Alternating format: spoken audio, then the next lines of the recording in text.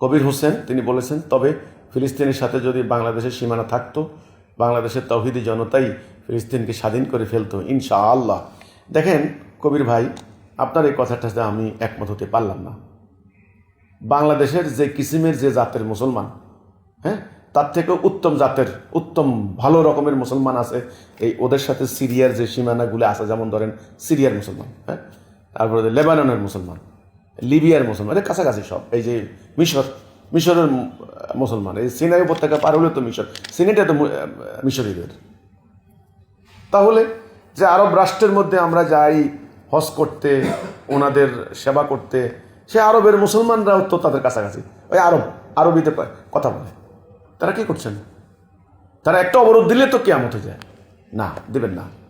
এখানেই কথা, মোমেন না হলে আপনারাও যেতেন না। মোমেনের ভাই, কথা বুঝতে হবে। মোমেনের নেতা হবেন একজন, মোমেন আল্লাহর রাস্তায় জানমাল দিয়ে জেহাদ করবে, এবং মোমেনের লক্ষ্য থাকবে দিন প্রতিষ্ঠা, অন্য কোনো লক্ষ্য নয়। সেই মোমেন আরেক মোমেনের সাহায্যে যাবে। মোমেন না তো, এখন মোমেন না একথা বললেই তো আপনাদের গা জ্বালা শুরু হয়ে যায়।